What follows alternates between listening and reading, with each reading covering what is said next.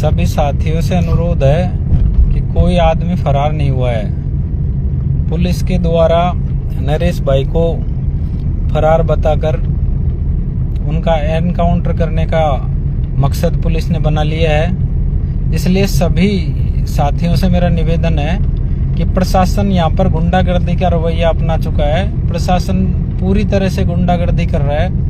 मैंने प्रशासन से बात करने की कोशिश की है एज एडवोकेट होने के नाते, लेकिन प्रशासन किसी भी तरह की बात को सुनने को तैयार नहीं है, न कानून की भाषा में बात करने को तैयार है। प्रशासन हर हाल में नरेश मीणा नाम को खत्म करने पे तुला हुआ है और उसकी आड़ में चाहे कोई भी आए, कोई महिला आए, बच्चे आए, चाहे कोई बच्ची आए, उस सबको नजरअंदाज करते हुए प्रशासन बहुत बुरी स्थिति में इस गांव को और यहाँ के लोगों को लाके खड़ा कर दिया प्रशासन ने। मैं बड़ी मुश्किल से वहां से निकल के अब आके गाड़ी में बैठा हूं और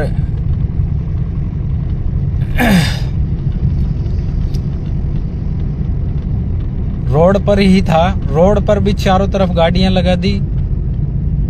बहुत बुरी स्थिति में वहां पे क्रिएट कर दी गई है। प्रशासन ये सब कुछ एक कलेक्टर के ईगो की वजह से हुआ है। कलेक्टर को सिर्फ वहां आकर बातचीत करनी थी। वहां शांतिपूर्वक धरना चल रहा था और धरने में उनकी मांग थी कि उनको देवली में जोड़ दिया जो दूरी पर है और उनको उनियारा ब्लॉक में जोड़ा जाए। बस इसके अलावा उनकी कोई मांग नहीं थी बड़ी, लेकिन कलेक्टर ने उसको ईगो बना लिया और जो आरएस अधिकारी था उनकी एसोसिएशन के दबाव में आकर प्रशासन द्वारा, मतलब एक ऐसे हिंदुस्तान पाकिस्तान के बीच लड़ाई होती है उसमें भी मानवता रखी जाती है। खाना खाते वक्त कोई लाठीचार्ज, कोई गोलीबारी, कोई आंसू गैस नहीं छोड़ा जाता।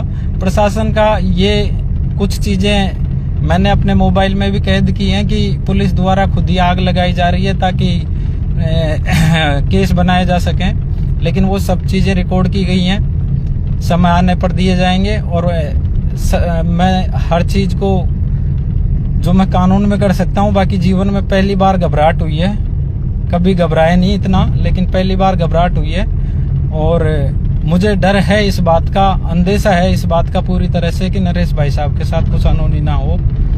मैं आप सभी युवाओं से निवेदन करूंगा कि जो आसपास के गांव हैं उनसे भी मैं निवेदन करूंगा कि इस चीज को प्रशासन और बढ़ाने के मूड में है। मैं वहां जो लोगों की बातें सुन रहा था उस हिसाब से और आगे बढ़ाने के मूड में है। इसलिए आप सभी से मेरा अनुरोध है कि शांति जरूर रखें, लेकिन प्रशासन को अंदर एंटर नहीं होने दें। प्रशासन का ये कोई टेररिस्ट नहीं है। प्रशासन जिस तरह से रात में 12 बजे कार्रवाई कर रहा है, मैंने वो भी बताया कि लॉ जो इंडिया का लॉ है वो क्या कहता है कि अगर कोई टेररिस्ट नहीं है या कोई इस तरह का आतंकवादी या फिर कोई इस तरह का जो मोस्ट वांटेड क्रिमिनल नहीं हो, उस स्थिति में 10 बजे बाद आप गांव में किस आधार पे एंटर कर सकते हैं। तो उसमें वहां के जो डिप्टी थी वो मेरे से भिड़ गए और वो मुझे कानून सिखाने लगे। तो मैंने उनको ये कहा कि मुझे लॉ दिखाइए आप, तो वो लॉ नहीं दिखा पाए उस चीज पे। उन्होंने कहा कि वकील साहब आपकी जाइए और आपकी वकालत को कोर्ट में करिए।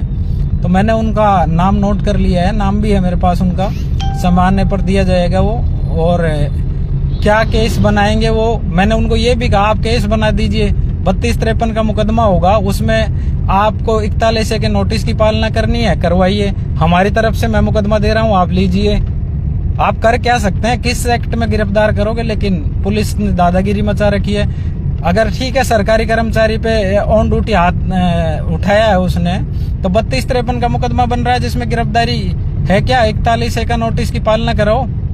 वो कोई भागने वाला फ्रॉड थोड़ी है, यहाँ का कैंडिडेट है और ईश्वर ने चाहा तो वो चुन के आएगा। लेकिन पुलिस कोई बात सुनने को तैयार नहीं है। और जितने भी लोगों के फेसबुक आईडियों से ये लाइव वगैरह चले थे, उनकी सबकी आईडियों को पुलिस ने ट्रैक करना शुरू कर दिया है। मेरे कोई फर्क नहीं पड़ता उस चीज से, क्योंकि मैंने सभी को समझाने का भी प्रयास किया था, मेरी आईडी के थ्रू सबसे निवेदन भी किया था और वहां पे भी प्रशासन से भी बात करके निवेदन करने की कोशिश की थी। जब प्रशासन ने आपको मैंने मेरी पोस्ट देखी होगी, प्रशासन ने मेरी गाड़ी को बाहर रोक दिया था तो मैं जबरदस्ती अंदर नहीं गया था, मैं वेट कर रहा था। लेकिन जब अंदर जाने की बारी आई उससे पहले पुलिस प्रशासन ने वहाँ पे फायरिंग की, जो फायरिंग आंसू गैस के गोले छोड़े। उसके बाद पुलिस ने वहाँ पे आग लगाई, खाना खाते हुए लोगों के ऊपर लाठियां चार्ज की। ये शायद मेरे हिसाब से इस इंडिया के अंदर तो पहली बार ऐसा हुआ होगा कि खाना खाते हुए लोग जो निहत्थे थे, उनके हाथ में कोई हथियार नहीं थे, उनके ऊपर पुलिस प्रशासन द्वारा गोलियां चलाई गई।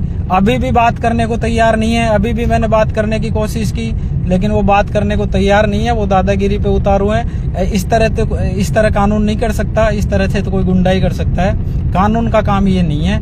इसलिए आप सभी लोगों से मेरा निवेदन है, पुलिस मौका देख रही है, आप को जो नुकसान होना था हो चुका। उस महिला की तबीयत ज्यादा सीरियस थी, वो मैं कंफर्मेशन नहीं दे सकता कि उनकी डेथ हो गई। मेरी तरफ से कंफर्मेशन मैं किसी भी ऐसे मामले में नहीं देता जिसकी मुझे पुख्ता जानकारी नहीं हो।